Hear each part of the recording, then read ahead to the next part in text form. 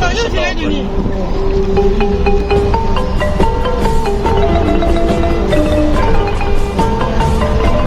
พักผ่อนก่อนกลางขัวน้ำเพิ่มนี่แหละเยี่ยมไปแล้วอยู่ยาสูบนะยันข้างเดิมลงมาสูบยาก่อนเชื่อไปเสียงดนตรีมาโหรีบ้านเฮาของเดิมเก่าแต่โบราณการกองประสานเสียงระนาดของวงดังกองส่งเสียงคุยเสียงแคนดังกองส่งเสียงคุยเสียงแคนมาเป็นตึงมาจะพูดมาลงเรือพอสุดยาก่อนยันข้างเหลืองก้อนเล่าแทนแสนนินวลงามตาก้อนจำป่าเจ้าโสภาสดใสอยู่แดนใดหัวใจบ่ลืมแสนซาบซึ้งดังเสียงของแม่เอ๋ยแสนซาบซึ้งดังเสียงของแม่เอ๋ย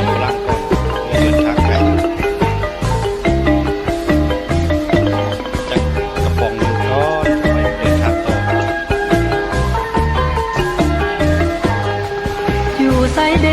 จะเหมือนบ้านเฮาอยู่บ้านเฮามีความมาใครสนุกหัวใจในหอยยิ้มไม่ตีเมตาลีน้องพี่ลาวเอ้ยเมตาลีน้องพี่ลาวเอ้ยตกฝนตก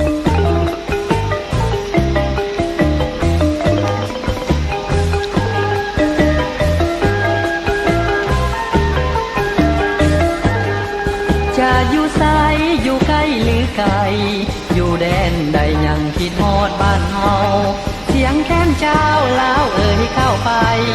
เอาห่วมใจลาวเข้าเหนียวเสียงแคนเอาห่วมใจลาวเข้าเหนียวเสียงแคน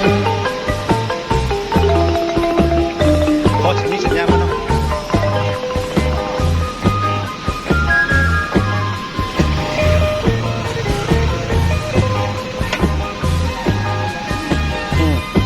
น้ำตาดมันตกตาดได้จับโอยพรเล่าแค้นแสนนิ่มนวลงามตาพรจำป่าเจ้าโสภาสดใสอยู่แดนใดหัวใจบ่ลืมแสนซาบซึ้งดังเสียงของแม่เอ๋ยแสนซาบซึ้งดังเสียงของแม่เอ๋ยไปแล้วอย่านำน้องมาเลยอยู่ไซเดจะเหมือนบ้านเฮาอยู่บ้านเฮามีความมาใครสนุกหัวใจในหอยยิ้มไม่ตีเมตาลีน้องพี่ลาวเอ้ยเมตาลีน้องพี่ลาวเอ้ย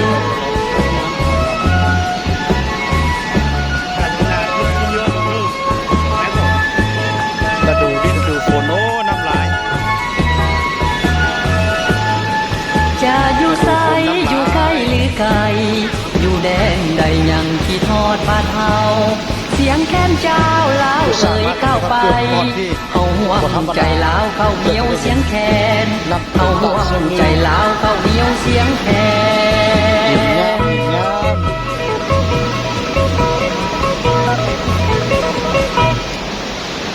โคนเบิ่งนะแม่เบิ่งน้ำก็ได้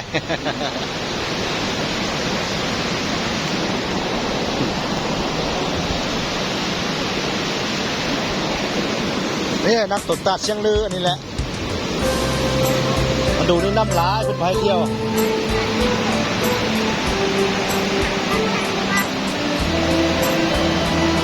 เพราะปานรีที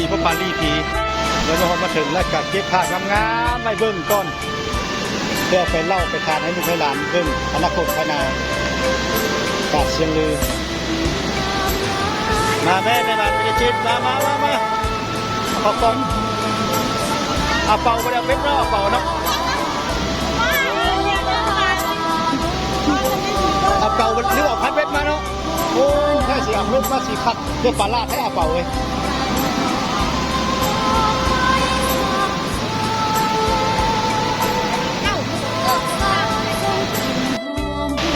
งามลายปากเชียงลือ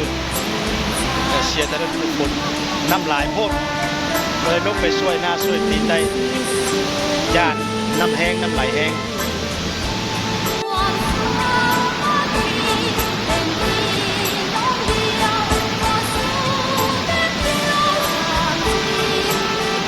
ครับผ่อนมงเวลากินเขาวแล้วครับสันนี่กับพ่อแล้วพอเล่นเหล้าแล้ว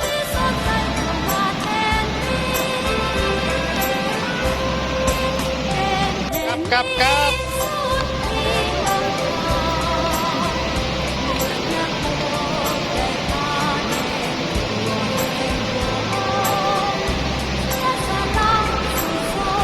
โอ้ผมหิวนะ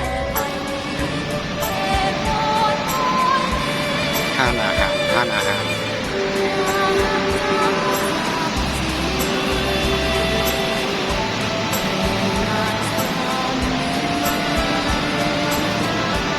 สัมผัสนั่งกินชมวิวทำต้นตาลแต่วันนี้โอกาสว่างคือโต๊ะว่างงามในห้องบึงน้ำป่าไหลหลากและดูฝนเป็นมาสิทธิ์ไม่กับพวกงามไม่นี่ก็ได้ไม่ทนใหญ่ทนงามมันหักขับพากันตัดออกโอ้มันยางหอมใช่ดิหอมใหญ่ใช่ดิโอ้งามอะไรธรรมศาสตร์เรื่องบุรพาศาสตร์เรื่องศาสตร์เชียงลืออากาศสดชื่นดีฟ้าหลังฝนทางเรียบเงินเรียบคล่องเราทำดาบปูที่มันให้สะดวกสบายน้ำกระดูกหรือกระดูกหมดน้ำแห้งลาย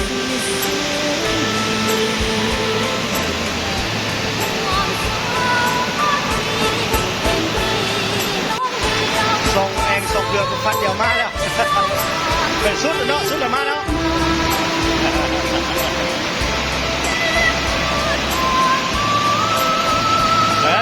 เกือบสุดเลย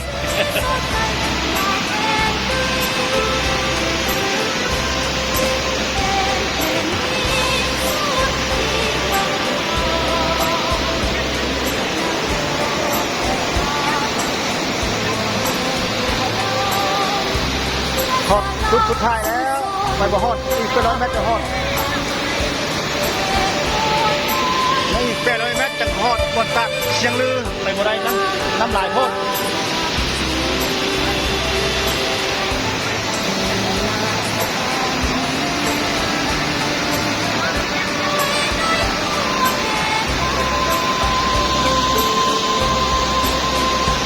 เอาเก็บความงามไว้ซะแม่ๆเลย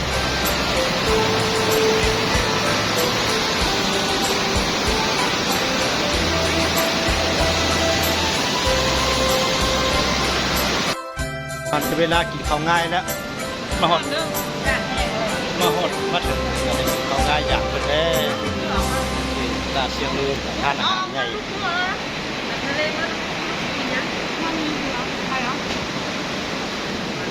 นั่งไม่น้อยข้าวง่ายอย่างเป็นก่อนเมื่อพักผ่อนกินข้าวง่ายแล้วจังขึ้นไปลุยถาดเสียงลือเวลานี้ครับก่อนกินข้าวซอยก่อนข้าวง่ายก่อนบรรดาลูกๆ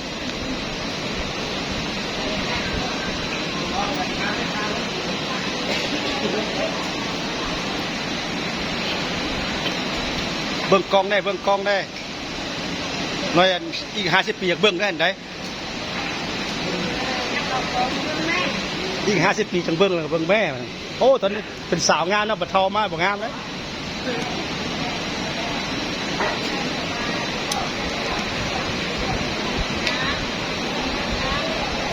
เดินทางไปตัดเสียงลือโอ้ทางอันที่ว่ายากๆ800 เมตรเดี๋ยวนี้ยังประมาณ200 เมตรสอนต้นไม้ต้นใดกับ3 คน4 คนตัวท่าเขาก้นมันล่ะ หัวอูงามๆหอดแล้วยังอีก100 เมตร150 เมตรแล้วก็หอดตาดเสียงลือขออูเมื่อยหลายลุย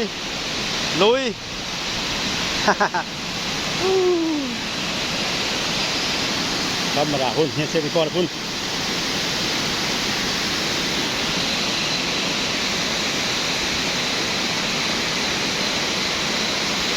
น้ำตกตาดธรรมศาสตร์งามหลาย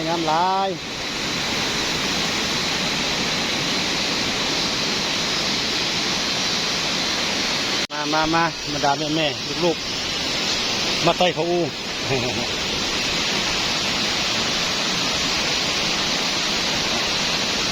ลงค่อยลงเง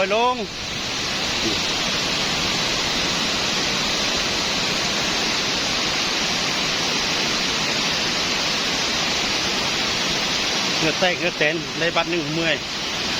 บัดเหงื่อออก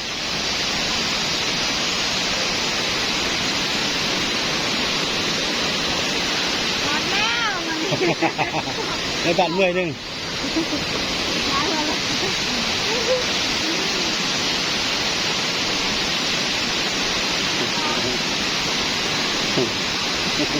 เมื่อยบ่เงือแตกเงือแตนน้ำแตกเงือแตกเงือแตนเห็นบ่เห็นนั่นใดเงือไหลเมื่อยแห้งคัก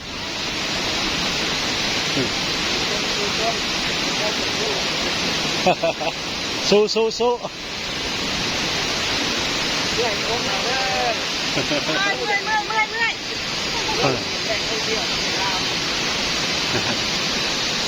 อยไ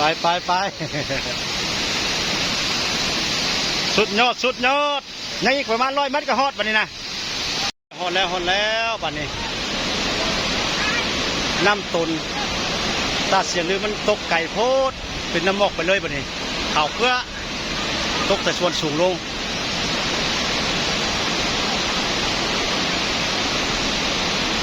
ขึ้นไปไหมน้อยขึ้นไปคักหลายงามหลายคุณเนี่ยครับพระเจ้ากับธรรมดาเพื่อเอาผ้างามเมื่อฝากเตา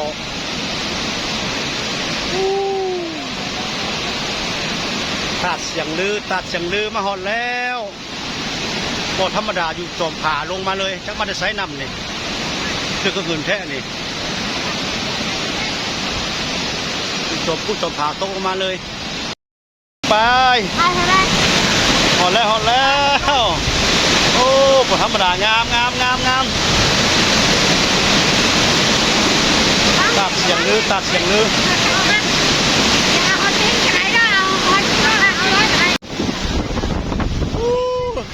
น้ำหมอกเย็นดีขึ้นหน้าตะเว้นใช่ปะโอ้อะไรแล้วนี่ก็จะเท่นะใช่แม่กี่คน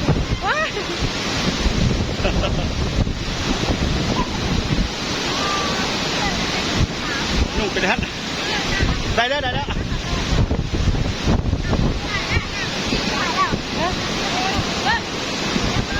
กับถึงละผลิตสมใจละตัดเสียงลือ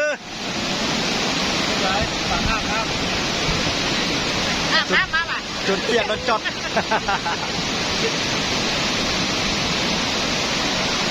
เด็กๆคือผมครับโอ้ที่นั่นผู้ป่าจะอาบน้ำแล้วพอดีเย็น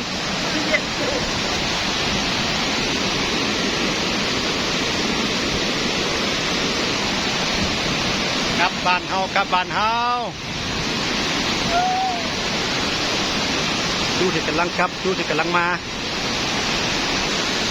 เปียกเบิดทุกคนปั่นนูล่องซ่อนไป